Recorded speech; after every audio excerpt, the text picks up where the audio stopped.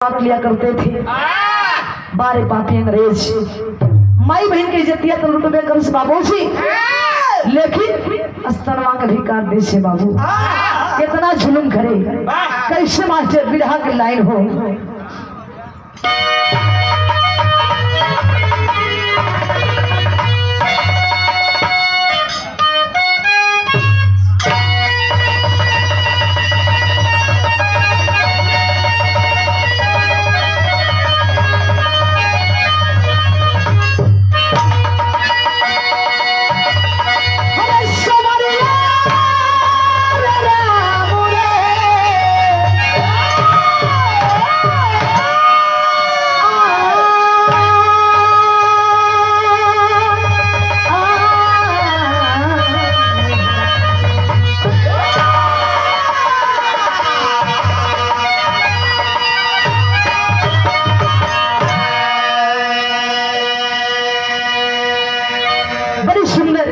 भूमिका के भाव में लिखना है। कैसे मास्टर कवि लिखे हैं का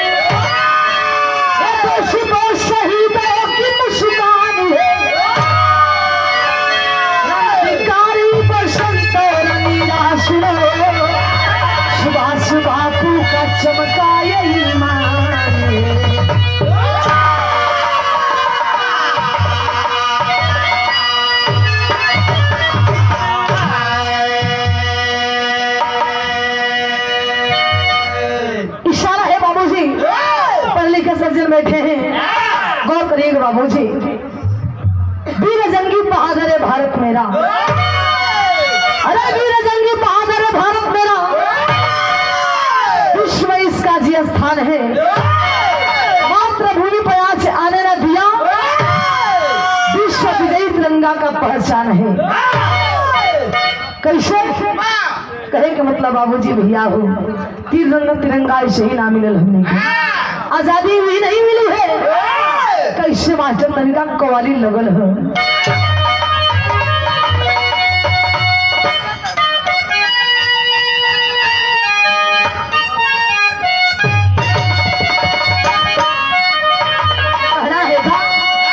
सुंदर लाइन है, हिंदू मुस्लिम सिख ईसाई आपस में भाई भाई। कैसे मास्टर का कहाँ पे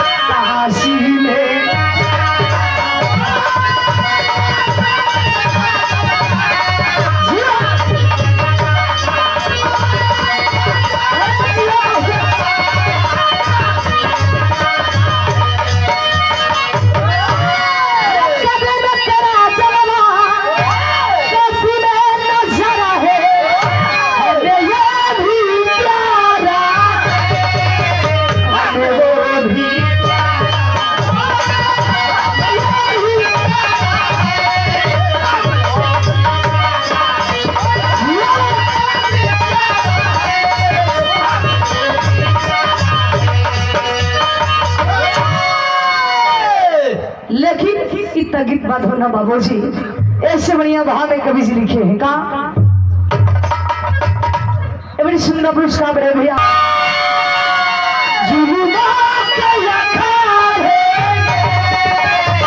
जय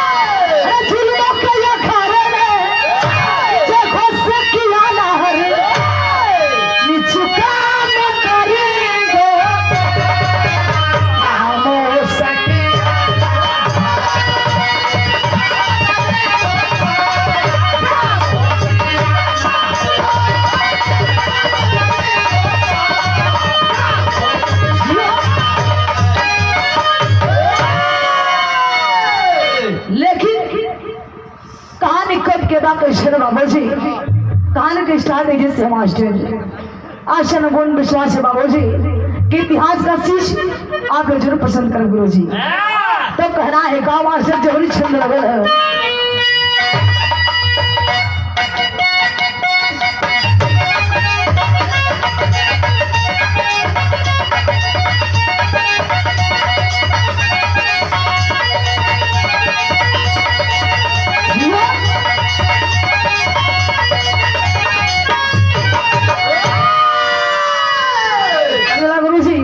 गुरुजी सच्चाई है कि भाव में और भाव ना हो गार्जियन बोले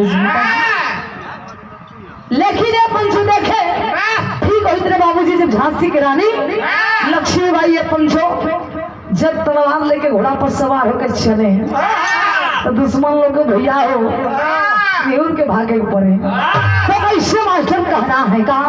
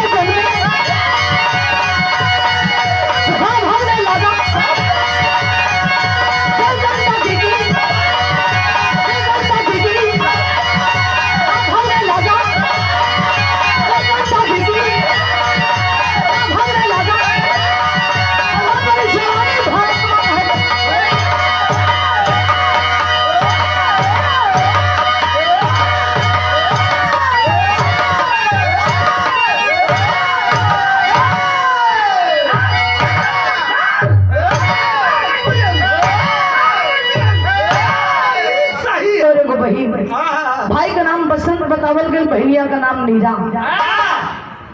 गांव में जल जल ही जले बाबू, गांव डूबे लगा, पानी से बाढ़ आ गई। तो नीरा बहनिया अपना भाई से कहती बसंत ने कि भैया हमने के दुनिया में कोई बाना ही नाई पर सवार होकर चल चला जाए वरना पानी में डूब जाएगी। बारे भाई बहन का प्यार कैसे है मास्टर विदेशिया में कहना है।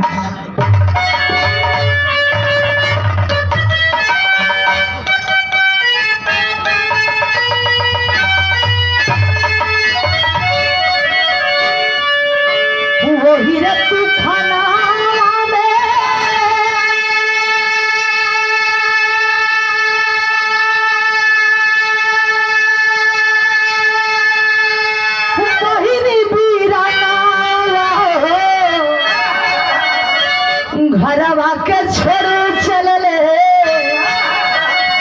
दूसर पनिये में गिरी गईले बसंत बीरनवा हो मेरा छपिताले पर आफत में पारा। अहे बाबूजी वाह गया बारे बहनिया नीरा अरे बाबू नाई पर सवार हो जाती है नीरा ये पंचो जिन्हीं बसंत सोचा तो कि हम बैठी नाई पर सवार हो जाए हम भी। बाबूजी बसंत के पांव फिसल गई, बसंत छप दे पानी में गिर गए, बाबू लगे डूबे। बारे बहनिया नीरा रो के गुहार उठ किए भैया कोई हमारा भैया का बचा ले, हमारा भैया के सिवा हमारी दुनिया में कोई बाना ही। बारे को बहनिया पुकार कर अपना भाई खातिर रोत देकर इसे मास्टर गीत लगल है का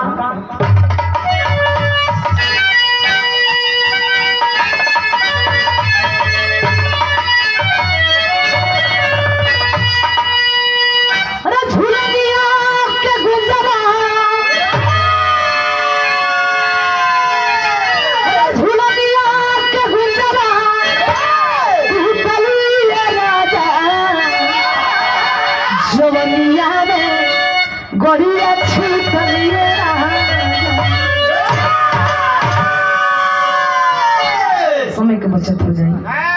लेकिन बाबूजी अगले हम गोली भैया को साहब जी गार्जियन नेताजी बैठे हैं प्रमोद गुरु जी कौन लड़की अपना बाबू से पूछत बे कलयुग में कि बाबूजी आजकल लड़का लोग का कीमत लगत है, बोली लगत है।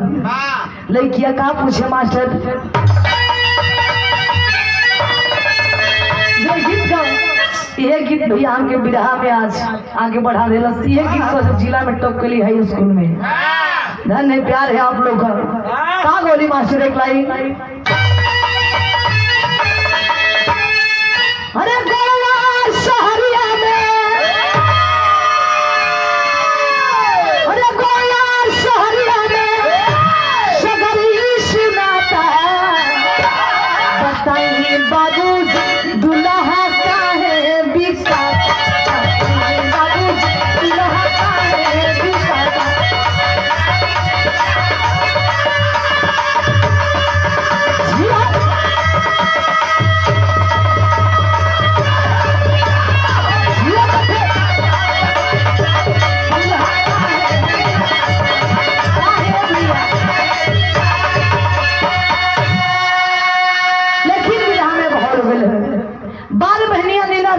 गुहार करती कोई हमरा भैया का बचा नहीं। कैसे रे मास्टर अरे कोई रे बाप रन के, अरे कोई रे बाप रन के भैया रोवेली बही बिला खाई रे भैया रोवेली बही।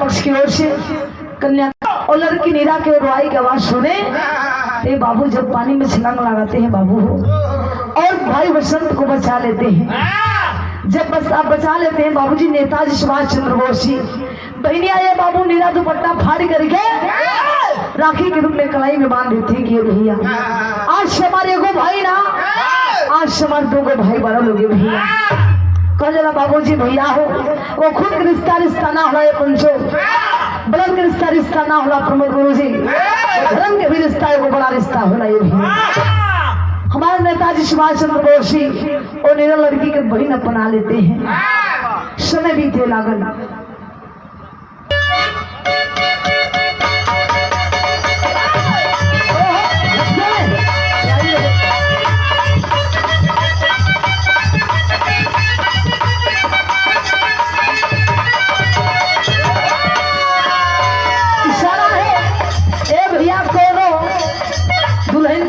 पंचायत ड्राइवर हो नेताजी दादा हो दादा और दुल्हन कह तरिए राजा जी मानो तनी लोग ड्राइवर बानी तनी का सुनी का कहे मास्टर जब जब यारे छुट्टी पर जब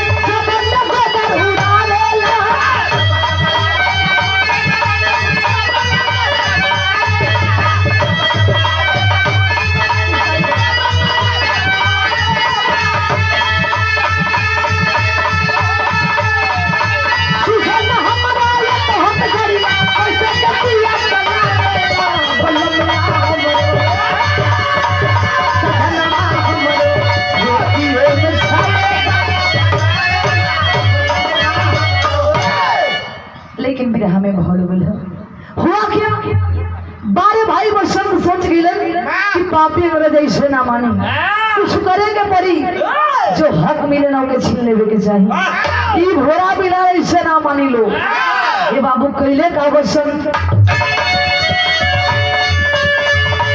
भारी फिक्री आप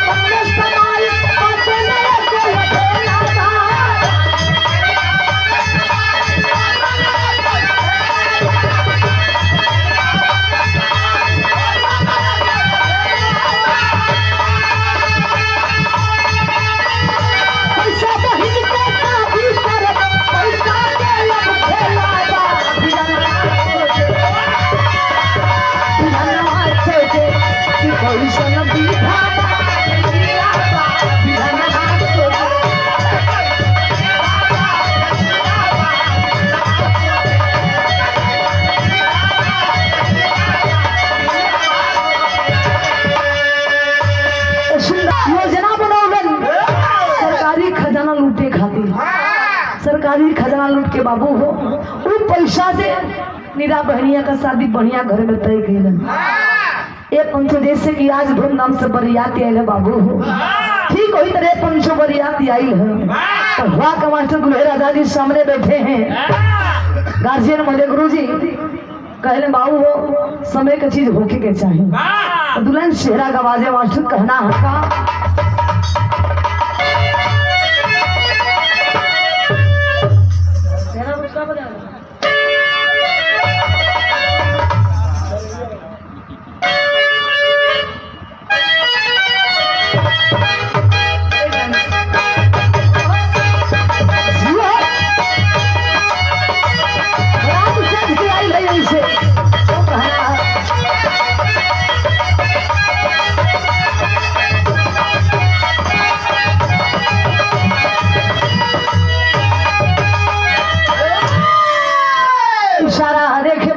आज मंगल गाड़ी बड़ा प्रेम का गाड़ी होला, चाहे बर पक्ष हो चाहे कन्या पक्ष हो, नेताजी गार्जियन मोने बड़ा लहाई लहाई का माई बहन लोग गावा है। कैसे गावे मास्टर का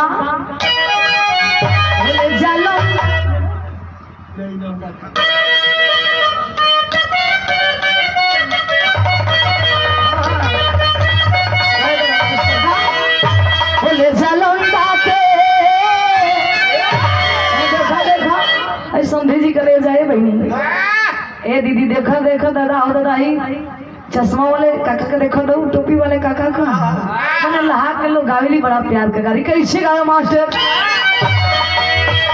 बोले जालोंदा के बम्बई बाजार दुकान तो हर खूब चली है।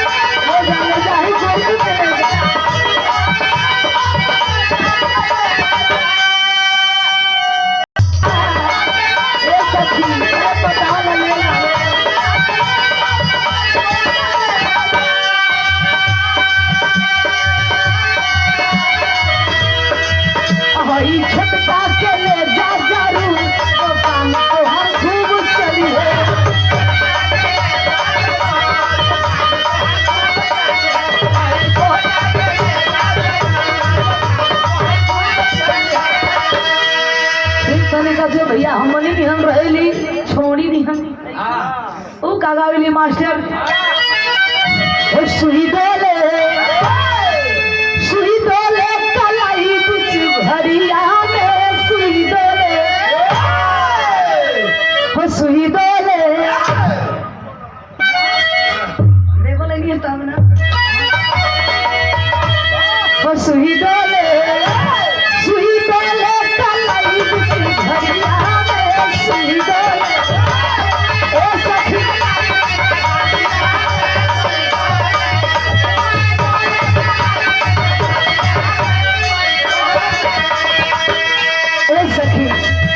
दादा दादा आई देखो प्रमोद गुंडा आए हैं।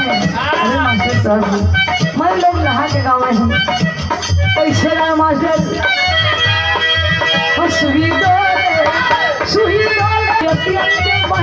आधार करे जाली बाजार करे जाली सुही भरिया में नेताजी गाड़ी दवाई देने चाहिए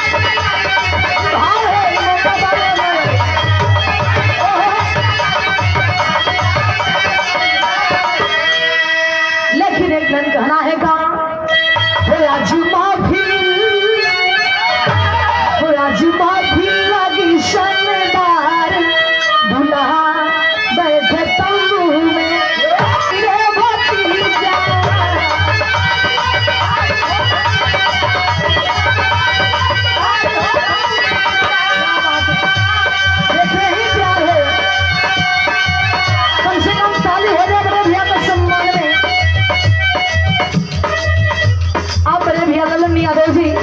शून्य पुरस्कार, हजार हजार पुरस्कार देकर के हम कलाकार को प्यार लुटा रहे हैं बराती पक्ष की ओर से।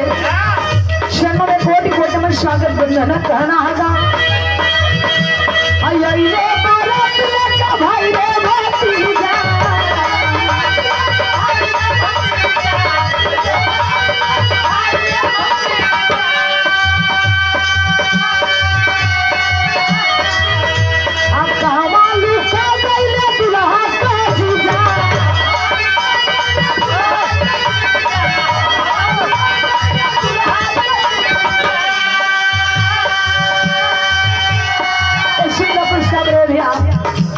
राम बाबू। अब हम क्या करें? बसंत कैलन गए बाबू आजाद हिंद फौज में जाकर के सेना में भर्ती हो जाते हैं। जब सेना में भर्ती हो गई ना तो ये बाबू भैया हो इन्हें क्रांति की आग लागल झटके। हमारे नेताजी सुभाष चंद्र बोस जी ऐलान कर दिए अंग्रेजों भारत छोड़ो, अंग्रेजों भारत छोड़ो, जागो जवान जागो, तुम मुझे खुद में तुम्हें आजादी दूंगा। लगे नारा जगह में बाबू हो तो कहना है का मास्टर वीर भगत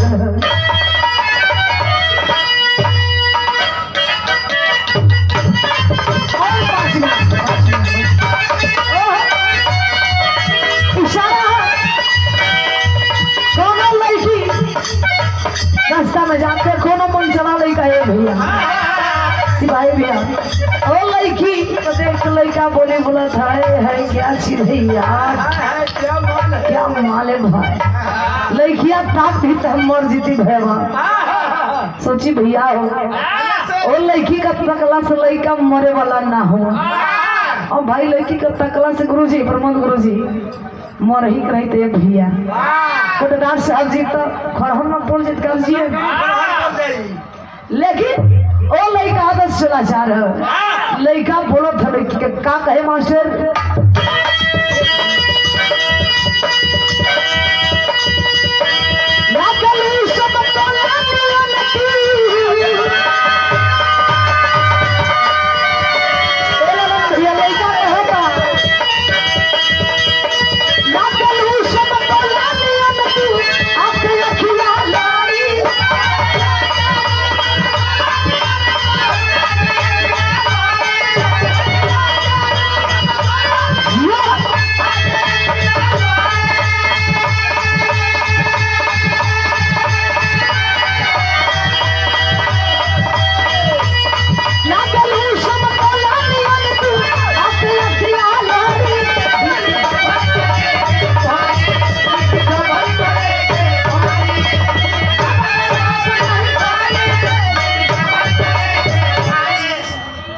में भाग और 5 मिनट घड़ी के लेकर हुआ कि बाबूजी बार हमारे नेताजी सुभाष चंद्र बोस जी ऐलान कर दिया जागो जवान जागो। मास्टर कहना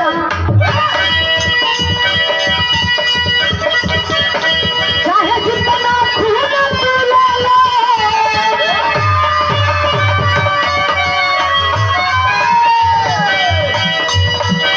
चाहे जितना खून पिला ले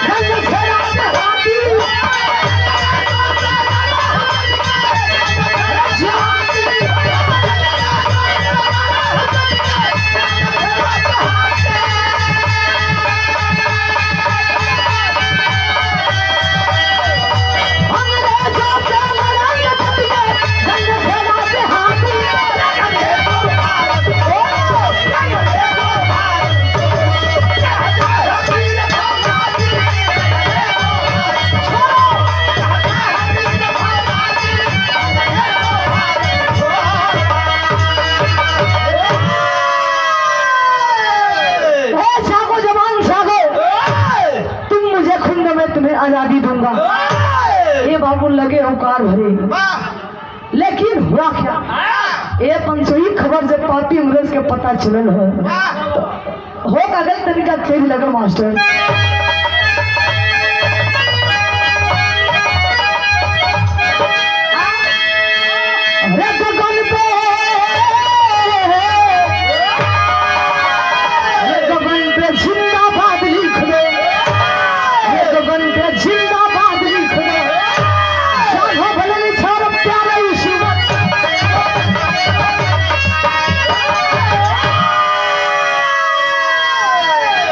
अहे बाबू बारे पापी अंग्रेजे पंचो लगे षड्यंत्र रचे, क्रांति की यागी तेज हुई। हरे क्रांति की यागी तेज हुई, जंगल में सुलह भड़क गई। बाकी जवान आगे इंक्रामी लड़ा अकड़ गई। पापी अंग्रेजे बाबू लगे षड्यंत्र रचे, केवल लड़का का हिम्मत जेकर नाम सुभाष चंद्र बोस ऐलान किए कि अंग्रेजों भारत छोड़ो, कुछ करना होगा। अरे बाबू पापी अंग्रेज कुछ षड्यंत्र रच करके नेताजी के बाबू लोग जेल में बंद करवा देगा। जब नेताजी जेल में जाते हैं बाबू हो तो कैसे मुलाकात भइल जेल में, वही लड़का बसंत ने बाबू हो नजर मिला। बसंत के प्रणाम से भैया आप कैसे जेल में? नेताजी के भाई बसंत तो कैसे? बसंत बतौला ने भैया नेताजी का बताई, बहनिया नीला का शादी करे खातिर सरकारी खजाना लूटे में हम चोरी करे में गिरफ्तार हो गए। लेकिन आप कौन जुल्म कहे नेताजी? अहे बाबू दोनों जवान में वार्तालाप होते तय बाबू। तब तक हुआ क्या? दोनों जवान प्राण बनौले 12 देश के दीवाने। तेलन का मास्टर कहना है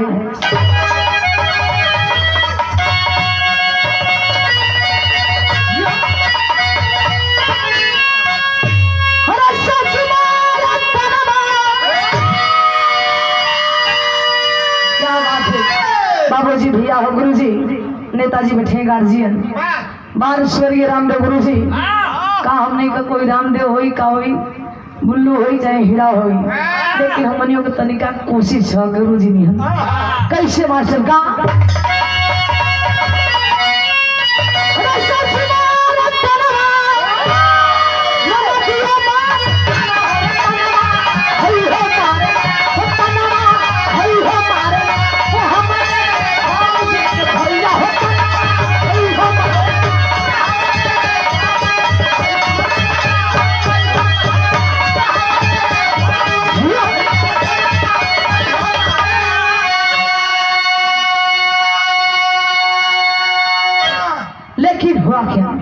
एक पंचो जेल के ताला तोड़ के चले गए मास्टर।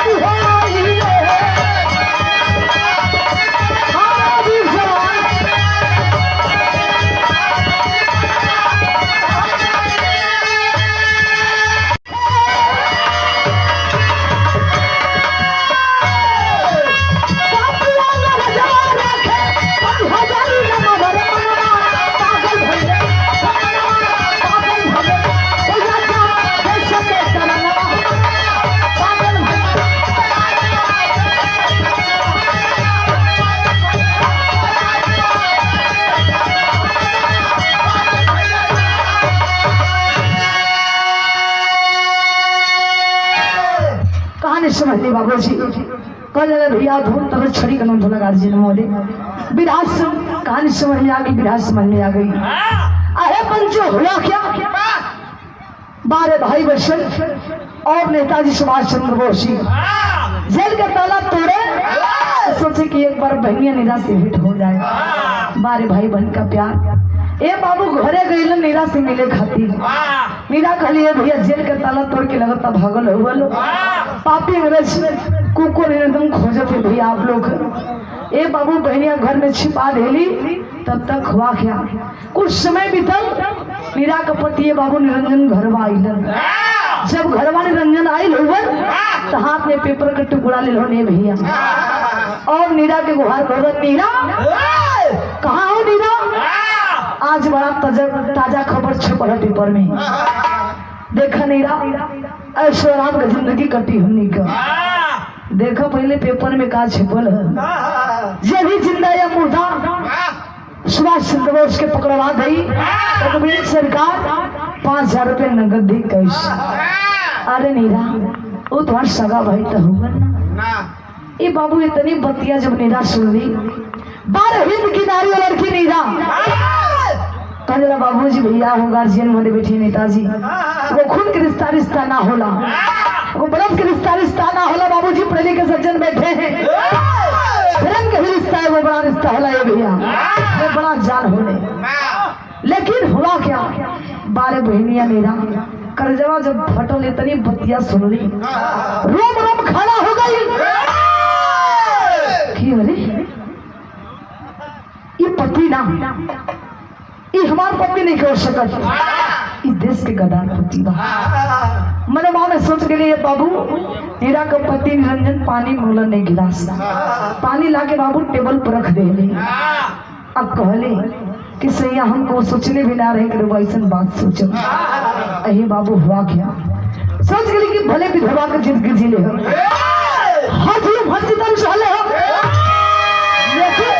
ऐसा देश के गदार पति हम के ना चाहे।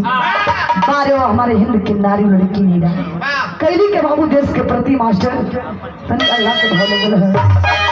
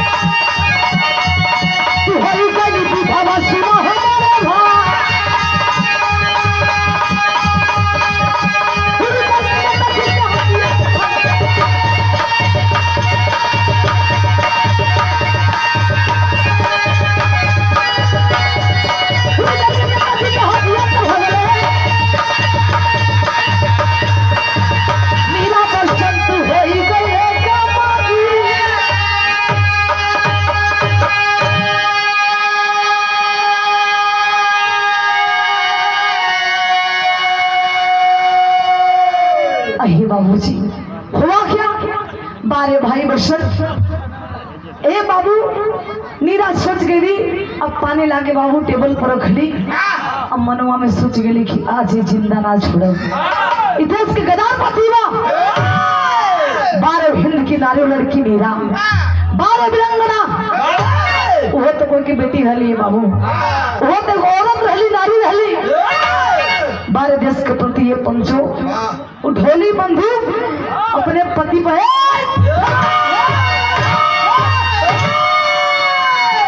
अही बाबू गोली से छली करे जाकर वेली। जब आवाज हुआ ये बाबू दोनों भाई हमारे नेताजी सुभाष चंद्र बोस और भाई बसंत लगे कहे बहनी नीरा ये था कोई कहलू नीरा अपन सुहाग तो स्वयं उजाड़ दो बहनी नीरा बोली बस करे भैया, बस करो भैया। अरे बाबू सिमरा पूछ दिलिए पंचो कले भैया ये पति नहीं खो सकत हमारा, ये पति ना देश के गदार पति भये भैया। पेपर देख लो बड़े भैया सुभाष चंद्र बोस भैया देश के प्रति सोचा हमारा यह ना जाने कितना निराम कुर्बान बड़े भैया देश के प्रति। ये बाबू बहनिया नेगा जज्बा भरे दोनों भाई से कहे पुकार के का बिरहा के आखिरी भाव खड़ी कलाई है का धागा लो का बढ़िया मास्टर जवानी हम बाबू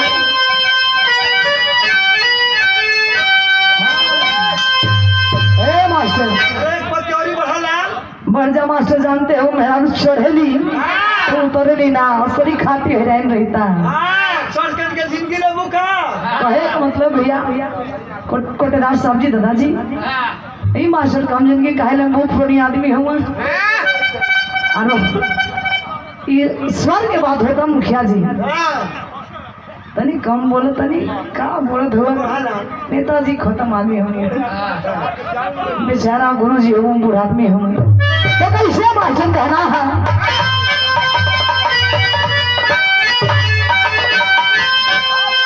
कैसे नेताजी का चला पुराना देखो यार पागल जवानी के गोला